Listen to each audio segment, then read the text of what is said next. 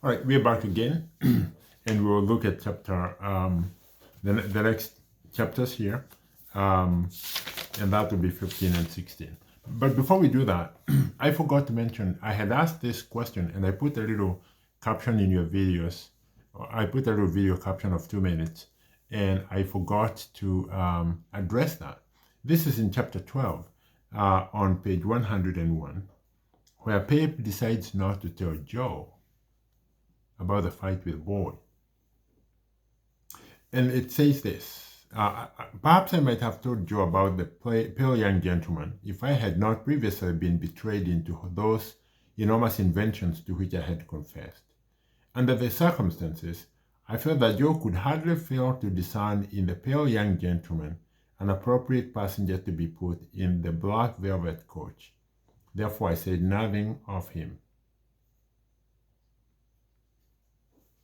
Pepe saying, I did not want to tell Joe because if I told Joe, I could see the pale young gentleman becoming a passenger in the black velvet coach. That was a funeral hearse, okay? But you notice the way Dickens tells us all this. In the previous paragraph, he talks about a song called Old Clem, which Joe used to sing as he hammered iron. If you look at that paragraph, Joe is very viciously hammering the iron and changing its shape and form from one thing to another. And so you get the impression if Joe was told that Pip had been hammered by another boy, Joe would go out with his blacksmith skills and hammer that boy into some other form. Are you getting it? And so that boy would end up being transformed from a walking boy to a boy who needed the black velvet coach. So the previous paragraph is very violent. And therefore Dickens is able to present violence using the Victorian period decorum of not outright writing, especially for Dickens' personal style of writing. He really was careful not to directly bring out violence, and except on very few occasions like he does in A Tale of Two Cities. But in this book, he doesn't really get into that type of violence. So he just talks about Joe would sacrifice his own safety and law freedoms to defend Pip. It's just telling us how devoted Joe is to Pip. Now, let's do chapter 15. This chapter, Pip is telling us, he tells us in the beginning that he has learned everything from Biddy that she knew. So he is really just kind of robbed out of Biddy everything Biddy would know. He says, however, as I was getting too big for Mr. Wopsle's great aunt's room, my education at that preposterous female terminated. Not, however, until Biddy had imparted to me everything she knew. So he took everything Biddy knew, and he feels very comfortable now, and he moves on. And then he starts talking to us about other things. You notice on page 115, this is in chapter 15, the paragraph which says, whatever I acquired, and I want you to look at this very carefully, because Dickens is always trying to tell us something. Whatever I acquired, I tried to impart to Joe. So he goes to Biddy, he learns something, he comes home and tries to teach Joe. Sounds good enough. This statement sounds so well or so good that I cannot in my conscience let it pass unexplained. I wanted to make Joe less ignorant and common, that he might be worthier of my society and less open to Estella's reproach. Okay, Pip is teaching Joe so that Joe is not dumb, ignorant, and common, according to Pip. Pip is teaching Joe so that Joe can be acceptable to Estella. Not because he loves Joe, not because he feels sorry for Joe, but he just wants Joe not to be backward. Are you okay with that? Do you remember a story called The Scarlet Ibis, where a boy tried to train his brother and the reasons for doing that? That looks almost similar to this. Okay, now we'll drop that there, but you get the point. But then Pip tells us at the end of the next paragraph, yet he would smoke his pipe at the battery with a far more sagacious air than anywhere else, even with a learned air, as if he considered himself to be advancing immensely. Dear fellow, I hope he did. So he's basically telling us it was more or less like teaching boxer, It didn't go anywhere. But Joe was pretending to be learning so much. So there was no hope there. Notice how the education is, in this case for Joe, hopeless.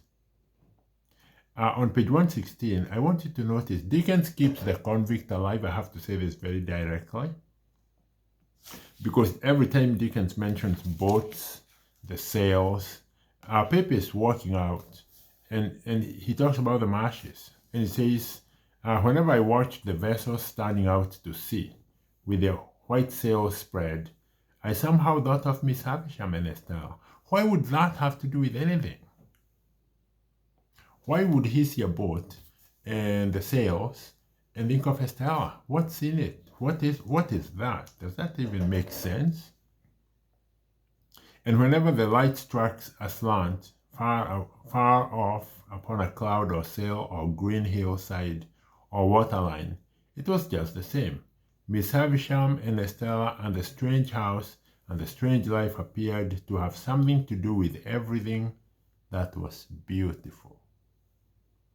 So if Pip sees something beautiful, it is strikingly reminds him of Pip and Estella immediately. Oh, okay. Well, Pip decides to go on to see Miss Havisham, and Joe tries very much to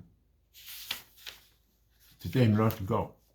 But he also tells us that Joe has hired an employee, and this employee is kind of described in depth. If you look at the description provided to us for Orlick, you get the impression he's going to be an important character. And you saw him again in chapter 17, or you will see him in chapter 17. And so he appears to be a useless kind of sloth. Notice the language used there. He's not a positive character either. And Joe and Orlick end up in a fight driven by Mrs. Joe, which is kind of what Estella did with Pip and the Pale Boy. And Joe wins. Well, hey, he's a blacksmith. He's been hammering iron for a long time. So Orlick makes Joe defend his wife, or Mrs. Joe makes Joe defend her. Whatever the case, Orlick gets beaten up kind of badly, and then they move on, and the chapter appears to just be there to introduce Orlick and Pip going to Miss Havisham's, and he goes. But then if you look at this chapter, Dickens is very good at creating color in his writing. So in this chapter 15, if you look at page 124, there's this paragraph. It starts with, "It was a very dark night when it was all over, and when I set out with Mr. Wopsle on the walk home, beyond town, we found a heavy mist out, and it fell wet and thick. The turnpike lamp was a blur, quite out of the lamp's usual place, apparently, and its rays looked solid substance on the fog. We were noticing this and saying how that the mist rose with a change of wind from a certain quarter of our marshes, when we came upon a man slouching under the lee of the turnpike. 'Hello,' we said, stopping. 'Orlick there?' 'Ah,' he answered, slouching out. 'I was standing by a minute, on the chance of company.' You are late, I remarked. Orlick not unnaturally answered, well, and you are late. We have been, said Mr. Wopp, so exalted with this late performance. We have been indulging, Mr. Orlick, in an intellectual evening. Old Orlick growled. What growls? Dogs do. If you look at Orlick's name and the description, it kind of sounds more of a homeless kind of dog. Dickens won't call him a homeless dog, but the description will speak for itself if you go back and read there. Two things you want to notice. It's a very dark night. It's a dark, misty night. In London, in England, the fog is very thick. When it gets thick, it gets thick. If you hold a lantern out in the countryside in the dark, your shadow will kind of stand right next to you. Tall, towering, kind of weird. But it was a very dark night. Notice, it says here, you are late. When Pip says, you are late, and Orlick says, no, you are late. Now think about this. Pip and Mr. Wops weren't planning to come home together. They met by accident. So there's that question of what would have happened had Pip been walking out on his own. We'll just leave that there. You can think about it. And it says, and then Orlick says this is a really interesting night for cutting off, that is for running away, committing a crime, and so on and so forth. And there's all this discussion. And then when they get to the end of the walk, they find a bunch of people at Pip's house. And the last paragraph ends with, there was Mrs. Joe, who had suffered a tremendous blow. And she would never be the wife of Joe again on the rampage. She would never be Mrs. Joe, the wild, savage Mrs. Joe we knew. That is over.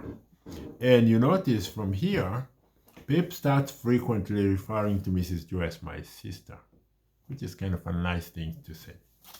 So, chapter 16.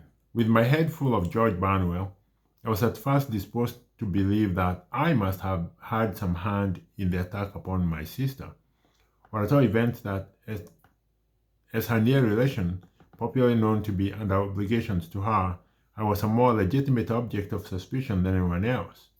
But when, in the clear light of the morning, I began to reconsider the matter and to hear it discussed around me on all sides, I took another view of the case, which was more reasonable. And so Pip goes through the whole scene, and it says that Joe, examining this iron with a Smith's eye, declared it to have been filed asunder some time ago, sometimes in the past. So this was not a new convict. Whatever this iron that was used to hit Mrs. Joe was filed sometimes in the past. Any connection? Maybe. Okay. It appears to be maybe my convict's iron, but that was a long time ago. But at least the medium of the fight, or the medium of the attack was the leg irons. It doesn't tell us very much. What we learn about this page are several things. That the police officers are totally useless about figuring out what is going on. And they don't really end up with a criminal of any sort. But something else also happens in this chapter. And it is this. On page 129, it says, however, her temper was greatly improved and she was patient. So it's very funny that Mrs. Joe, Mrs. Joe, now that she's been hit on the head severely, has become a nicer person. Okay? And then it says this. However, her temper was greatly improved and she was patient. A tremulous uncertainty of the action of her limbs soon became a part of her regular state, and afterwards, at intervals of 2 or 3 months, She would often put her hand to her head and would then remain for about a week at a time in some gloomy aberration of mind. We were at a loss to find a suitable attendant for her until a circumstance happened conveniently to relieve us. So Mrs. Joe becomes bedridden. She can't really do anything for herself. She needs somebody to take care of her. Pip and Joe, being men, taking care of a woman who can't take care of herself is kind of very difficult. So Pip is saying, we were very miserable until something good happened. You know, Dickens can be funny at the worst possible times. What is the lucky thing, what is the good thing that happened to allow Pip and his sister and his brother-in-law, Joe, not to worry about taking care of Mrs. Joe? Page 129. Mr. Wopsle's great aunt conquered the confirmed habit of living in which she had fallen, and Billy became a part of our establishment. So Dickens says that Miss Havisham, Mr. Wopsle's great aunt, had fallen into this bad habit of staying alive. And finally she kicked the habit. It's like quitting smoking or something. So once she kicked the habit of living, Billy became homeless. Oh, what luck. And what would Billy need? She would need a home. And she comes to Pip's house. And she starts taking care of Mrs. Joe 24 hours a day, 7 days a week. And that takes us to chapter 17, which I will discuss later after I read all your answers to that chapter. I hope you have a good night. Some of you are probably waking up right now. It's 11 o'clock, just about. And I'm going to go read a book and take a break. I hope that helps you understand the chapters you've read so far. I know you have some questions for chapter 17. I am planning to have a Zoom meeting with you guys on Friday. I was going to have it on Thursday. That will be the 26th, but I won't. I'll have it on the 27th. That will be an easier time for you. It will be Friday tomorrow. Thursday, I'm going to put out these videos for you to watch on YouTube, and I'll send you a link, and that will be your job tomorrow. So you have 3 or so videos to watch of my lectures. I hope you have a good evening, and I'll get with you with chapter 17. Some of you are probably posting your questions. You still have about an hour and 10 minutes left, so hopefully that is going to work. I am still missing you guys. You're awesome kids. I hope you're reading the book faithfully, and I hope you're reading even more, because I'm sure you do have some extra time at home now. And if you do, please do some reading, okay? All right, I'll see you guys another time. Good night.